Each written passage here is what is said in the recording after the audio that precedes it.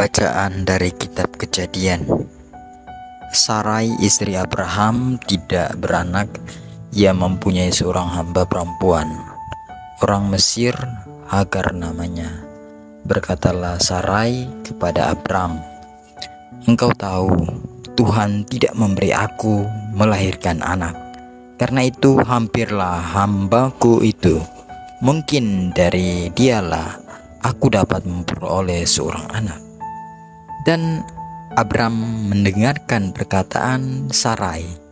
Jadi Sarai istri Abraham mengambil Hagar, hambanya orang Mesir itu, lalu memberinya kepada Abram, suaminya, untuk menjadi istrinya. Ketika itu Abram telah 10 tahun tinggal di Kanaan. Abram menghampiri Hagar, lalu mengandunglah perempuan itu. Ketika Hagar tahu bahwa ia mengandung, maka ia memandang rendah akan nyonyanya. Maka berkatalah Sarai kepada Abram, "Penghinaan yang kuderita ini adalah tanggung jawabmu. Akulah yang memberikan hambaku ke pangkuanmu." Tetapi baru saja ia tahu bahwa ia mengandung. Ia memandang rendah aku. Tuhan kiranya menjadi hakim antara aku dan engkau. Kata Abram kepada Sarai, "Hambamu itu dibawa kekuasaanmu.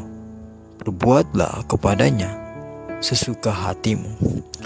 Lalu Sarai istri Abram menindas Hagar, sehingga ia lari meninggalkannya. Lalu malaikat Tuhan menjumpai Hagar di dekat suatu mata air di padang gurun, yakini dekat mata air di jalan ke Syur.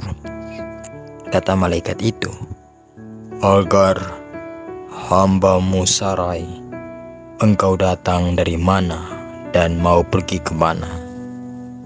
Jawab Hagar, "Aku lari meninggalkan Sarai nyonyaku." Maka malaikat Tuhan itu berkata kepadanya, "Kembalilah kepada nyonyamu, biarkanlah dirimu ditindas di bawah kekuasaannya." Lagi kata malaikat Tuhan itu, "Aku akan menjadikan keturunanmu sangat banyak, sehingga tidak dapat dihitung karena banyaknya." Kemudian malaikat Tuhan itu berkata lagi, "Engkau mengandung dan akan melahirkan seorang anak laki-laki, dan engkau akan menamainya Ismail, sebab Tuhan telah mendengar penindasan yang kau alami.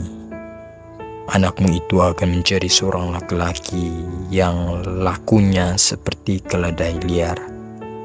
Ia akan melawan tiap-tiap orang dan tiap-tiap orang akan melawan dia. Di tempat kediamannya ia akan menentang semua saudaranya." Lalu Hagar melahirkan seorang anak laki-laki bagi Abram, dan Abram menamainya Ismail. Abram berumur 80 tahun ketika Hagar melahirkan Ismail baginya. Demikianlah sabda Tuhan. Syukur kepada Allah. Mazmur tanggapan. Referen, bersyukurlah kepada Tuhan, karena baiklah Dia. Bersyukurlah kepada Tuhan, sebab Ia baik, kekal abadi kasih setianya. Siapakah yang dapat memberitahukan keperkasaan Tuhan dan memperdengarkan segala pujian kepadanya? Referen, bersyukurlah kepada Tuhan, karena baiklah Dia. Berbahagialah orang yang berpegang pada hukum, yang melakukan keadilan di setiap saat. Ingatlah akan daku, ya Tuhan, demi kemurahan-Mu terhadap umat. Referen, bersyukurlah kepada Tuhan, karena baiklah Dia. Perhatikanlah aku demi keselamatan yang datang daripada-Mu, supaya aku melihat kebahagiaan orang-orang pilihan-Mu, supaya aku bersukacita dalam sukacita umat-Mu, supaya aku bermegah bersama milik pusaka-Mu. Referen, Bersyukurlah kepada Tuhan karena baiklah Dia. Bait pengantar Injil. Haleluya, haleluya. Barang siapa mengasihi aku akan menaati sabdaku. Bapakku akan mengasihi dia dan kami akan datang kepadanya. Haleluya, haleluya. Semoga Tuhan beserta kita sekarang dan selama-lamanya. Inilah Injil Yesus Kristus menurut Matius. Dimuliakanlah Tuhan.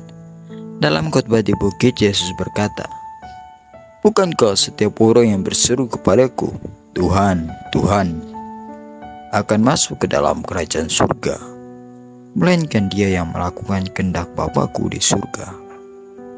Pada hari terakhir banyak orang yang akan berseru kepadaku, Tuhan, Tuhan, bukankah kami bernubuat demi namamu dan mengusir setan demi namamu dan mengadakan banyak mujizat demi namamu juga? Pada waktu itu aku akan berterus terang kepada mereka dan berkata, Aku tidak pernah mengenal kalian, menyala daripadaku, kalian semua pembuat kejahatan." Setiap orang yang mendengar perkataanku ini dan melakukannya, ia sama dengan orang bijaksana yang mendirikan rumahnya di atas wadas. Kemudian turunlah hujan dan datanglah banjir, lalu angin melanda rumah itu. Tetapi rumah itu tidak roboh, sebab didirikan di atas wadas. Tetapi setiap orang yang mendengar perkataanku ini dan tidak melakukannya, ia sama dengan orang bodoh yang mendirikan rumahnya di atas pasir.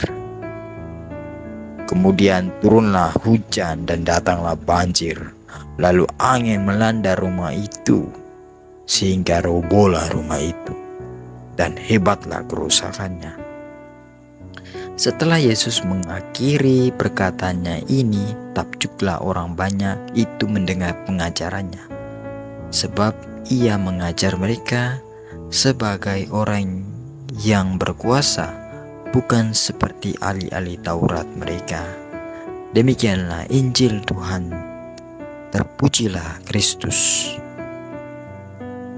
Saudara-saudari yang terkasih dalam nama Tuhan kita Yesus Kristus, di mana hari ini kita disajikan Injil Matius. Yesus mengingatkan kita bahwa masuk surga tidak cukup hanya dengan berkata Tuhan, Tuhan, tapi dengan sungguh melakukan kehendak-Nya. Kita dipanggil bukan untuk mendengarkan firman-Nya, tetapi untuk hidup darinya. Bagaimana kita tahu kehendak Tuhan? Dengan rajin merenungkan sabdanya, berdoa dan peka terhadap suara Roh Kudus dalam keseharian kita, termasuk saat kita membuat sesama atau dalam kebersamaan dalam doa atau diam dalam keheningan. Jika kita hidup dibangun di atas pondasi Yesus, maka seperti rumah di atas batu karang, kita tidak akan goyah oleh badai hidup. Tapi kalau kita hanya hidup di permukaan tanpa kedalaman rohani, maka cepat atau lambat kita akan runtuh. Hari ini mari kita periksa, apakah Yesus sungguh menjadi dasar hidupku? Apakah aku mendengar dan melakukan kehendak-Nya setiap hari?